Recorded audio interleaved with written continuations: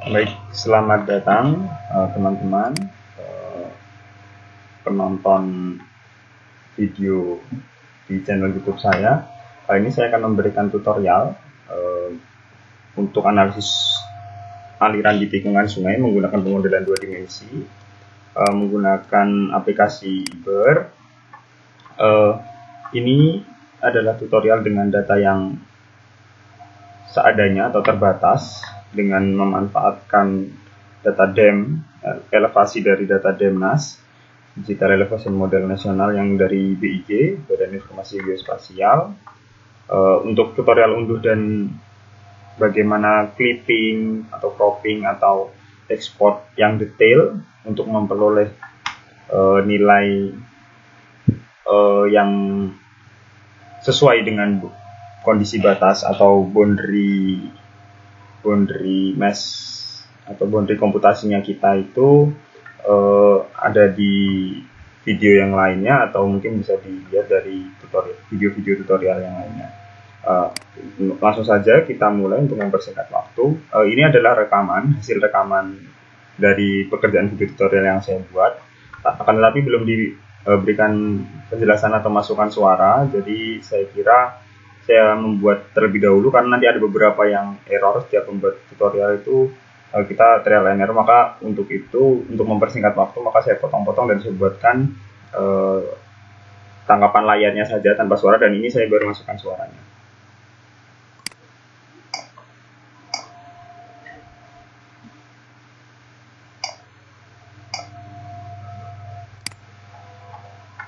Baik, yang pertama ini adalah bagaimana kita menggunakan atau membuat kondisi batas atau kondisi batas elevasi itu menggunakan format .txt yang digunakan salah satunya dari ketiga tipe file extension yang lainnya, atau ketiga tipe file yang diizinkan oleh Iber. Untuk kali ini saya membuatkan tutorial untuk yang DTM.txt. Untuk koordinatnya saya ubah semuanya untuk proyeksinya ke UTM 51S karena ini ada di Sulawesi Tenggara. Jadi sesuai dengan pembagian pias-pias untuk proyeksi ke UTM itu bisa dilihat di Google.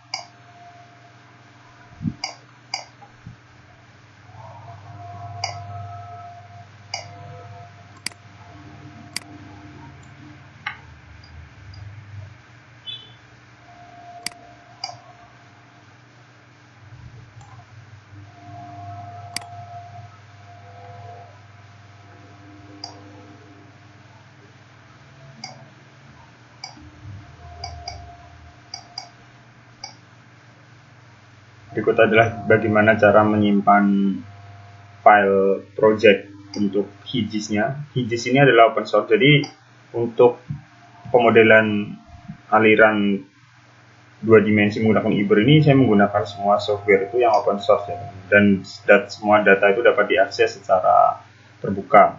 Jadi jangan khawatir untuk nanti kena copyright atau pelanggaran hak asasi intelektual atau pelanggaran-pelanggaran yang lainnya, karena semuanya sudah open source.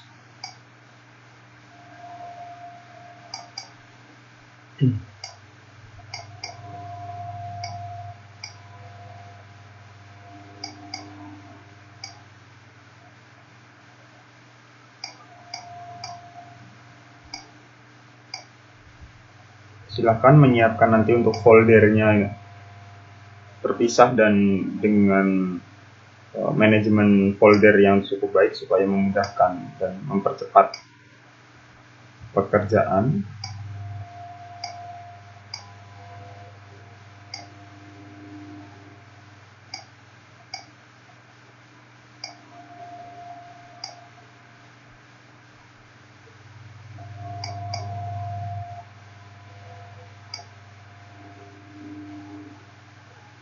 Jika sudah diperoleh UTM tikungan sungai yang sudah didapatkan dengan file extension yang .asc, silahkan diganti ke txt aja karena di Iber mintanya untuk yang txt.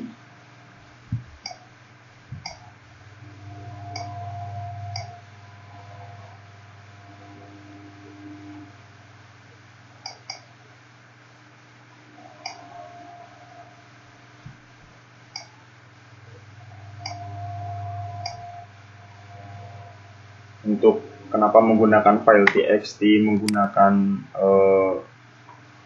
jenis-jenis file yang lainnya dan disesuaikannya caranya bagaimana, silahkan nanti untuk membaca lebih detailnya di panduan atau user manual atau user guide yang ada di Iber. Dia nanti kalau misal install di iberaula.com, silahkan nanti di download dan di situ ada paket-paket untuk training-training awal, kemudian untuk bagaimana cara memasukkan data elevasi, bagaimana cara memasukkan atau membuat boundary mesh atau mesh, kalkulasinya bagaimana, cara menginput boundary condition, initial condition, dan lain sebagainya. Itu sudah lengkap, bisa silakan digunakan.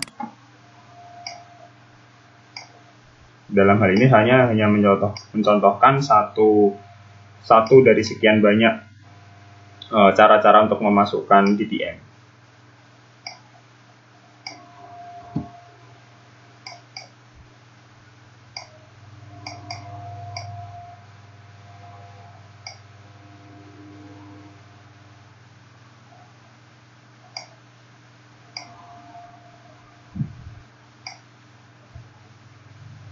Untuk persamaan hidrodinamika, untuk persamaan momentum dan kontinuitas juga bisa dibaca langsung di user manualnya, user hidrolik manualnya.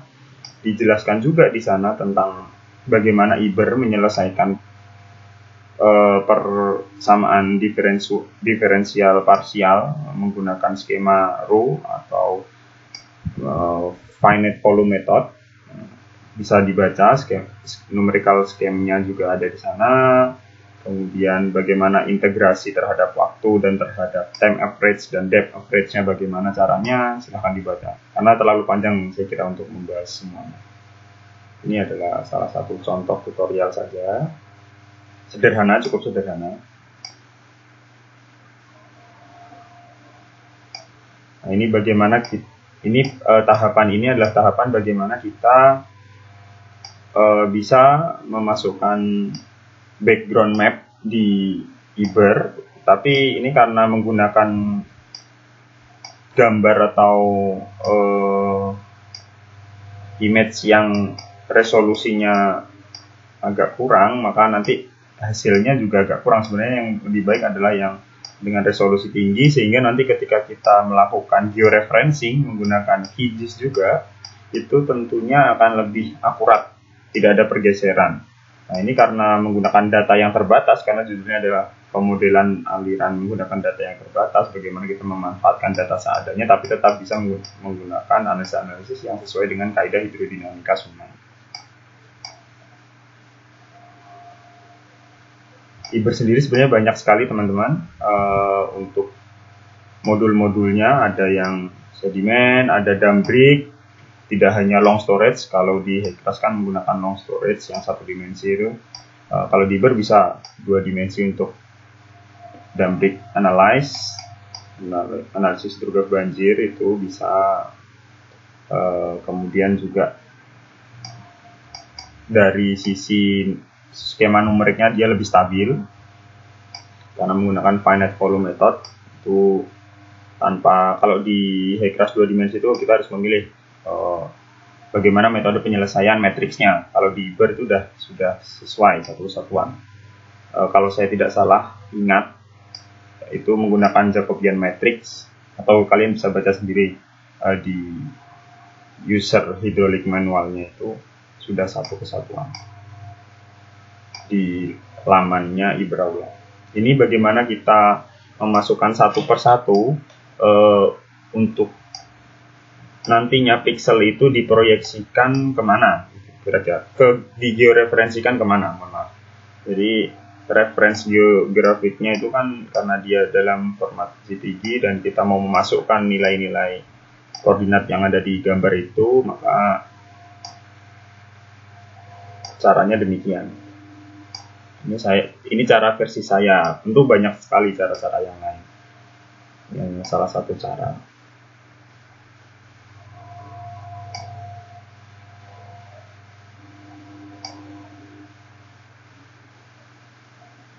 Kita letakkan di satu. Nanti kan kita simpan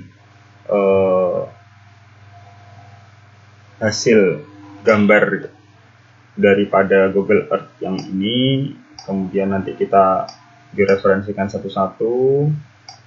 Nah itu, maka dari itu perlu sebenarnya semakin banyak semakin bagus untuk titik-titik referensinya, tapi 4 itu saya kira sudah cukup, karena biasanya itu kalau di peta yang baik, yang peta yang bagus dengan gambar yang sudah skalatis, kemudian pixelnya juga resolusinya tinggi dan lain sebagainya, untuk mereferensikannya biasanya di pojok-pojok atau dipilih di bagian-bagian pertemuan antara koordinat lintang sama bujur, garis lintang sama bujur di satu titik, kemudian diinputkan nilainya. Kalau sudah ada nilai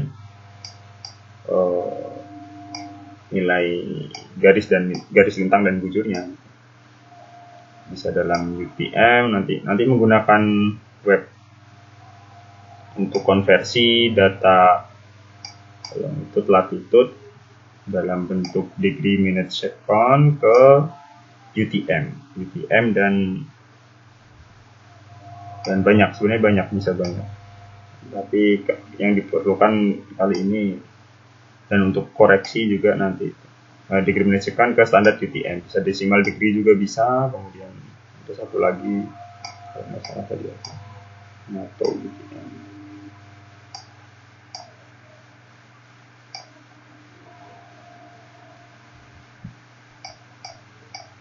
Sudah langsung diekspor atau di save. Resolusinya cukup jelek nanti, makanya ketika dimasukkan ke dalam Iber itu akan sedikit pecah atau geser. Jadi itu wajar saja daripada, karena ini data terbatas itu. Jadi kalau misal nanti sebenarnya seharusnya tidak seperti itu. Resolusinya 168 kali 92. Kita save dalam format JPG, gambar JPEG.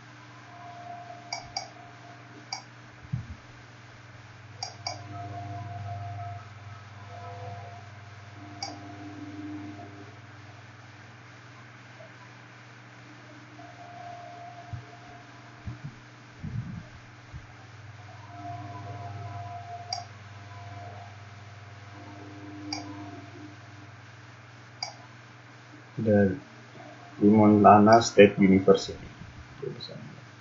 Untuk datumnya tadi kita sesuaikan ya teman-teman, WGS 84 datumnya. Dari awal sampai akhir kita sesuaikan datumnya, dan proyeksinya kita samakan ke UTM semua. Jadi makanya nanti supaya tidak bias antara satu dengan yang lain di Iber, karena di Iber decimal degree juga bisa masuk. Di MS kayaknya nggak bisa, atau saya mungkin agak lupa, tapi decimal degree bisa, standar UTM juga bisa. Kalau NATO UTM belum. Jadi kurang lebih ada 2 yang saya ketahui, decimal degree dan standar UTM. Nah, kita konversi semuanya. Saya kira ini bisa di skip karena ini adalah pengulangan, tapi kita cara mengeceknya demikian. Cara ngeceknya menggunakan peta yang udah ada atau peta preview, bisa disebut sebagai demikian. Terus kita copy satu-satu untuk nilai esting dan northingnya, kemudian longitude, latitude untuk koreksi dan lain sebagainya. Mungkin saya percepat. Nah, satu-satu teman-teman, karena tadi ada 4 titik yang kita perlu masukkan untuk referensinya. Nah, demikian hasilnya untuk referensinya teman-teman. Sudah dimasukkan semua. Nah, sekarang kita masuk ke software Iber. Bagi teman-teman yang belum memiliki software tersebut, silahkan di-download link downloadnya atau link website resmi untuk QGIS dan Iber dan Demnas. Nanti akan saya kirimkan semua. Untuk hidrografnya bisa menggunakan hidrograf routing atau pakai hidrograf ya, pendekatan banyak sekali model hidrograf, model hidrologi yang saya maksud. Silakan nanti dimanfaatkan, bisa nanti di routing hingga ke kondisi batas atau mungkin menggunakan pendekatan yang lainnya. Mungkin bisa dengan rating curve atau mungkin perubahan elevasi muka air yang ada di sungai dari waktu ke waktu itu bisa. Analisis hidrologinya saya kira nanti bisa dilihat di channel-channel yang lain atau video-video yang lain. Nah, ini bagaimana kita memasukkan atau mereferensikan suatu gambar, atau tadi kita punya format.jpg tadi itu, sehingga dia memiliki koordinat, teman-teman. Jadi nanti akan bisa terbaca bukan sebagai gambar lagi, tapi melainkan sudah memiliki titik-titiknya. Nah, jika gambar saja bisa, tapi nanti kita kesulitan untuk mendefine 3 titik awalnya, ya, yaitu titik kiri bawah, titik kanan bawah, dan directionnya, direksi ke atasnya, ya, katakan. Jadi ada 3 input lagi. Nanti saya kira itu agak manual ya. Kalau ini kan udah terotomatisasi lah, juga lebih canggih sedikit ya. Walaupun nanti hasilnya ini pixelnya kira-kira sangat berpengaruh ya hasilnya. Nah, ini bagaimana cara memasukkannya? Nilainya kita pilih aja yang paling mendekati di titik yang diperoleh oleh Google Maps. Kemudian kita masukkan nilai easting dan northingnya. Lakukan ke 4 titik tadi atau 4 pojok. Tadi saya katakan sebagai pojok, keterangannya sebagai pojok 1, pojok 2, dan pojok 3. Masukkan satu persatu. Saya kira ini juga pengulangan, teman-teman. Sama halnya dengan yang tadi, untuk mempersingkat waktu mungkin saya loncati. Nah, jika sudah berhasil adalah GCP table-nya akan muncul jika kita sudah berhasil untuk menginputkan untuk satu nilai. Kita masukkan, teman-teman, untuk pojok kedua, pojok ketiga, dan pojok keempat. Dan berikut adalah bagaimana kita melakukan start untuk georeferensinya. Tadi ada beberapa yang miss karena output file belum terdefinisi dan lain sebagainya. Maka dari itu, jika menggunakan video yang saya rekam, layar yang saya rekam dan tanpa suara, dan saya jelaskan dengan suara, saya kira itu lebih efisien dan mungkin lebih nyaman juga, lebih cepat waktunya juga, dengan penjelasan yang detail juga. Jadi kalau misal saya langsung melakukan sambil menjelaskan, sambil melakukan, itu nanti banyak error, dan waktu videonya untuk diupload di YouTube tuh bisa sampai 2 jam, 3 jam gitu. Biasanya kayak pelatihan online untuk software Hitras dan lain sebagainya, Etap, SEP 2000, AutoCAD dan lain sebagainya. Jangan lupa kita selalu ingat untuk transformation parameter yang kita samakan, UTM 51S. Kalau di Jawa sebagian besar masuk ke 49S. Kalau di bagian bumi bagian utara itu pakai satuannya N, misalnya 51N, 49N gitu. Kalau selatan itu S.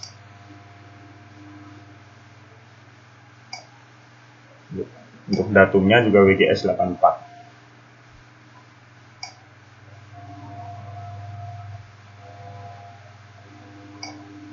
Ini kita cek filenya.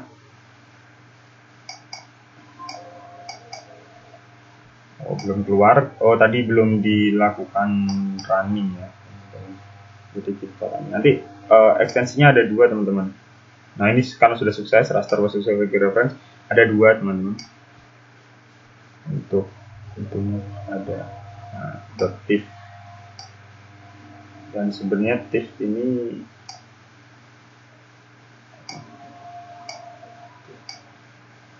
dia harus dimasukkan untuk import ini dulu, import DTM-nya dulu untuk menyocokkan, karena ini masih dalam satuan dalam proyeksi apa itu, proyeksi decimal degree ya, proyeksi decimal degree, jadi harus sesuaikan. Dan ini pengulangan saja. Nah ini tadi kita save-nya itu di untuk .tif tadi itu diganti untuk menjadi nilai GPG dengan PRG-nya. .gpg dan .prg nantinya itu tuh satu kesatuan untuk digunakan di Ibert. Itu bisa menggunakan converter file yang menunya tinggal silahkan di search di QGIS, atau menggunakan yang seperti saya gunakan tadi, kita reprojection, kemudian kita save atau kita timpa, terus kita save hasilnya dalam format JPG.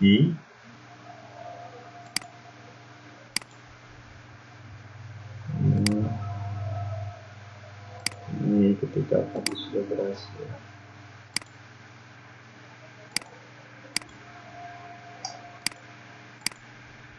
Ini tadi sudah dimasukkan untuk nilai, bukan untuk nilai tapi untuk geometri. Nah ini tadi yang saya katakan JGW dan GPG, bukan PRG ternyata teman-teman. .jgw dan .gpg. Nah, kita masukkan saja. Ini tanpa menggunakan batas kiri bawah, batas kanan bawah, terus mengarah ke atasnya yang mana gitu. Langsung real size, langsung connect secara otomatis. Ini yang saya sebut sebagai otomatisasi tadi. Nah ini kemudian bagaimana kita masuk ke sana, karena ini kan proyeksinya beda teman-teman, maka kita samakan. Nah, saya ini agak lupa tadi salah. Nah ini kita import poin tadi, karena kita sudah .dtm.txt nya sudah ada, UTM langsung .txt kita ini yang kasar aja teman-teman. Ini bukan untuk memasukkan atau mempengaruhi nilai yang ada di ini. Jadi mungkin saya tidak tahu atau mungkin belum coba-coba cara lain bagaimana kita menuju ke ini. Proyeksinya udah sama ya, UTM 51S. Jadi ini maka kita tadi caranya gitu, terus nanti kita hapus aja import poinnya. Nanti untuk memasukkannya elevasi di mesh komputasinya caranya beda lagi, menggunakan Ibert Tools juga tapi beda tools. Ini saya kira banyak pengulangan, ini dihapus titik-titiknya tadi. Nah ini tadi mengapa pixelnya agak error atau bergeser teman-teman ya, ini wajar sebenarnya karena pixel ukuran keakuratannya atau resolusinya terlalu jelek karena memang menggunakan data yang seadanya dan tidak menggunakan insert map dan lain sebagainya yang detail dan garis yang grid terhadap garis bujur dan lintang gitu. Jadi saya kira ini udah cukup lah merepresentasikan. Silahkan nanti untuk ini kita masukkan. Ini tadi saya mungkin ada sedikit kesalahan dan tidak terekam tadi. Pastikan teman-teman ketika membuat straight line itu harus join satu sama lain. Jadi jangan terputus. Ini makanya tadi fungsinya map, base map atau background map itu adalah demikian. Kita bisa menyesuaikan bagian mana saja yang akan kita lakukan komputasi, kan tidak semuanya ya tentunya dengan data yang sebanyak apa ini kan kita define di sini, kita definisikan di sini. Maka dari itu silakan nanti teman-teman bisa membuatnya dengan cara yang atau dengan posisi yang berbeda-beda. Ini karena tikungan maka saya bikin dibagi menjadi 3 bagian, 3 poligon, dan 3 poligon itu nanti yang tengah itu nilainya yang paling kecil ukuran meshnya, karena nanti saya ingin memfokuskan untuk analisa di sini dan diperdetail di bagian tikungannya. Ini membuat line terserah, ini hasil akhirnya teman-teman. Silahkan membuat line menggunakan menu tadi yang sudah di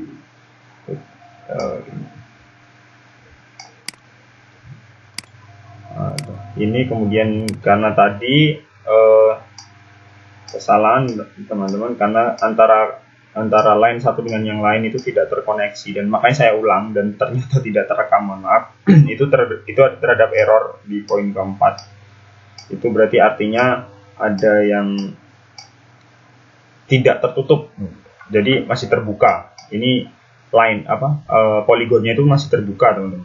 Walaupun tadi sudah saya zoom ternyata tidak, ternyata harusnya ada menu ketika kita menyatukan titik satu dengan titik lain itu ada pilihan opsi untuk no join dan join. Maka nanti pilih teman-teman, silakan pilih yang join teman-teman, supaya nanti tertutup, dan ketika tertutup nanti baru bisa kita panggil atau kita define surface-nya teman-teman. Kalau di Hiber itu memerlukan surface.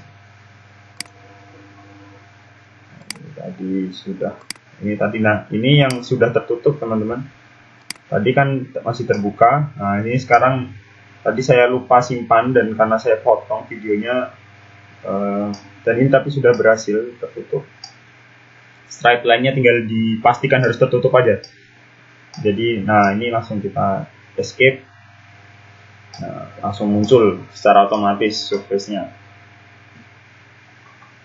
Baik, ketika sudah, maka kita tinggal memasukkan data-data yang diperlukan seperti model turbulensi, manning, terus ini adalah ukuran, ini adalah dalam satuan meter teman-teman. Maka sebaiknya ya diperhitungkan sebenarnya luasan section area pertama ini sebagai area pertama, ini berapa, area kedua berapa, ketiga berapa. Ini saya pukul agak ya asumsi lah, tapi cukup mewakili dan merepresentasikan 7,5 untuk satu mesh-nya. Untuk yang besar dan yang detail kita menggunakan 2,5 kali 2,5. Nah berikut adalah visualisasi daripada mesh size-nya dia. Lanjut, kita akan mendefinisikan berbagai macam kebutuhannya, kayak misal problem datanya mau di running untuk berapa, time step-nya berapa. Kita siapkan dulu teman-teman data hidrograf banjirnya. Silahkan jika belum memperoleh atau belum bisa mendefinisikan hidrograf banjir, bisa membaca banyak sekali, tinggal di search di YouTube atau di Google atau di modul-modul pelatihan dari Menteri PUPR atau instansi-instansi teknis yang lain. Saya kira banyak bagaimana membangkitkan hidrograf banjir, hidrograf satuan atau hidrograf satuan terukur dan lain sebagainya. Ini saya fokuskan. Nah ini adalah hidrograf yang saya peroleh untuk Sungai Konaweha, atau mungkin saja hidrograf bisa berdasarkan dari publikasi yang ilmiah ya, yang kredibel gitu. Kita meminta izin dan meminta izin dan menghubungi penulis utamanya dan sebagainya dengan etika akademik yang baik. Kemudian nanti kita bisa menggunakannya untuk mungkin keperluan proyek atau mungkin keperluan penelitian kita atau keperluan yang lain untuk pembelajaran hidrodinamika sungai menggunakan metode numerik atau model matematik. Itu saya kira lebih enak ya daripada kita melakukan routing sendiri dengan data-data yang cukup atau lumayan banyak.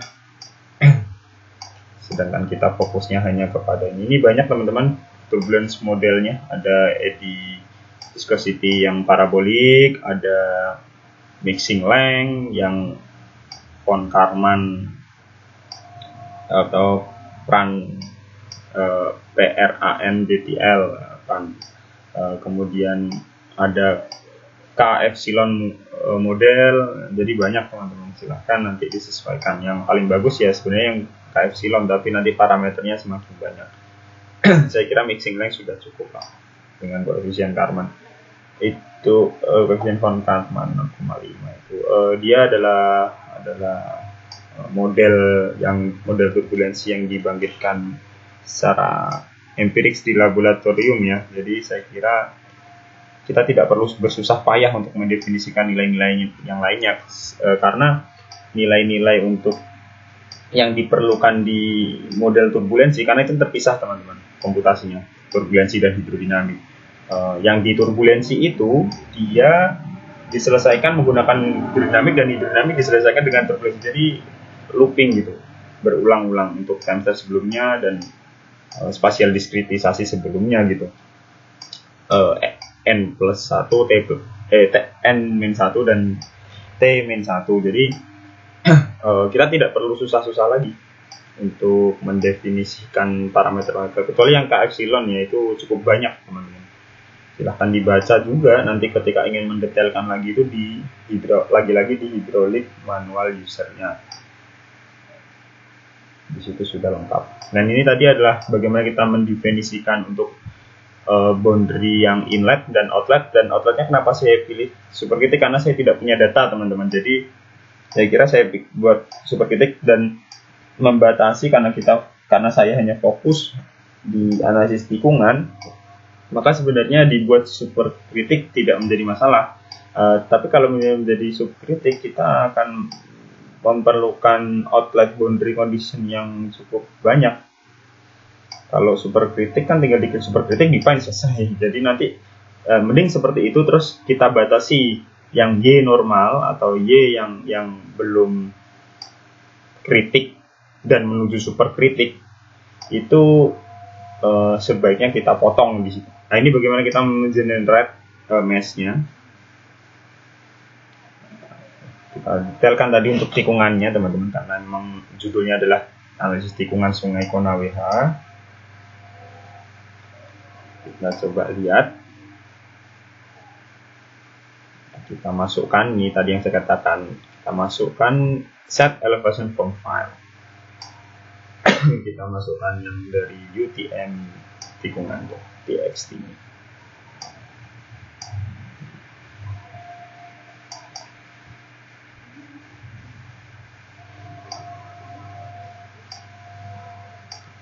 Ya.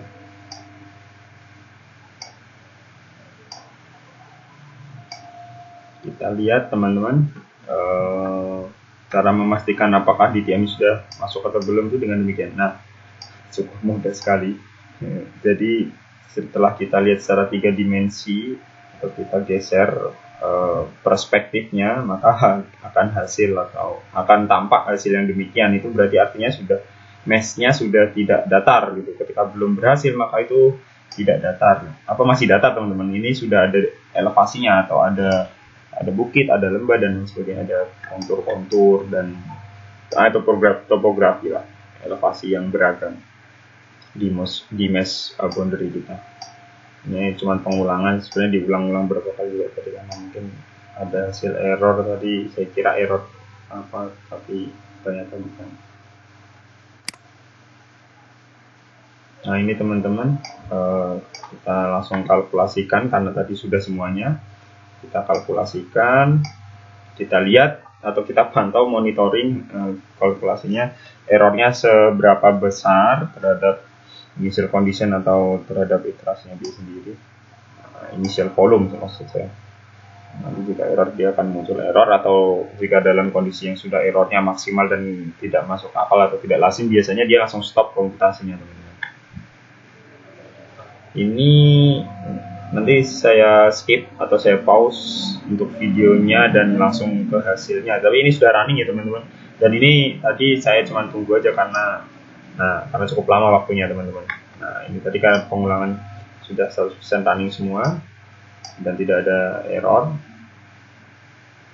Ini bukan error ya teman-teman, ini cuma peringatan atau info window, jendela info doang.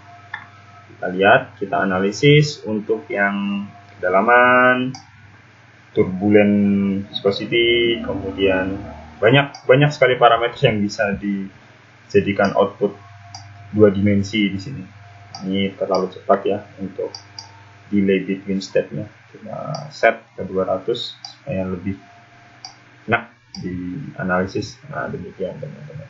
Ini kenapa hasil yang di ujung itu kecil demikian, karena ya memang kita define sebagai superkritik, maka untuk menganalisis alirannya itu jangan di bagian ujungnya teman-teman, fokus kita hanya di bagian tikungan, maka yang di ujung ini pastikan tidak untuk dianalisis karena dibuang. Mungkin bisa 1/4 atau bahkan setengah dari yang tikungan ini akan dipotong dan dibuang untuk tidak dianalisa. Nah, ini velocity-nya tentu akan berbeda sendiri karena memang didefinisikan sebagai superkritik, dari subkritik menjadi superkritik. Bayangkan sekarang. Bayangkan teman-teman velocity-nya, perubahan kedalaman dan kecepatan dan fraud dan vektor dan macam-macam pasti berubah karena rezim alirannya berubah ya. Maka dari itu kita hanya fokus, nanti kan selalu saya fokus ke sini, kita potong atau kita tidak, bisa saja dengan demikian, atau bisa saja kita mendefinisikan menggunakan subkritik. Akan tetapi tadi kekurangannya itu tadi, kita harus mendefinisikan state hidrograf atau hidrograf tinggi muka air atau hidrograf banjir atau bahkan rating curve-nya yang di bagian keluaran atau outlet. Ini untuk plot grafiknya ya, grafik untuk terhadap waktu hidrolik. Bisa juga diplot terhadap ruang menggunakan menu yang lainnya, bisa saja cut 2D polygon, nanti baru diintegrasikan dari kiri ke kanan, dari kiri ke kanannya aliran. Nah ini tadi karena silakan nanti untuk analisisnya dianalisis sendiri teman-teman, tapi hasilnya sudah berhasil dan demikian. Tadi saya kira untuk model ini perlu banyak-banyak cara yang efisien. Saya kira tadi yang paling efisien. Kita tidak perlu repot-repot mendefinisikan outletnya, karena outletnya sendiri kita mungkin belum tahu, bahkan kita cari gitu outletnya, maka kita superkritikan, kita perpanjang boundary atau mesh calculation-nya, boundary mesh-nya ya kita perpanjang, tapi analisisnya jangan sampai di ujungnya. Nah itu saya kira error, maksudnya tidak masuk akal lah. Karena memang bukan superkritik kan, rezim alirannya harusnya masih subkritik gitu.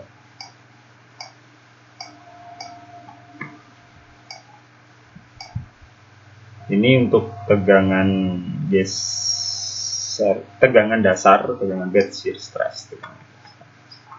Nah ini untuk prediksi daerah yang tererosi, dan terdegradasi atau teragradasi atau tererosi atau teragresi di grid atau di size yang mana aja, di bagian di koordinat yang mana aja, itu kita ya, bisa untuk menganalisis sampai sejauh itu. Turbulensinya juga bisa dan lain sebagainya. Nah, ini tikungan luarnya memang lebih kecil, tapi ini karena ada proses hidrodinamika yang lebih kompleks, harusnya akan ada gerusan-gerusan. Ya, mungkin itu saja tutorial dari saya. Apabila ada kurang atau lebihnya saya mohon maaf. Silahkan untuk dipelajari lebih lanjut. Semangat untuk belajar. Salam dari saya. Terima kasih.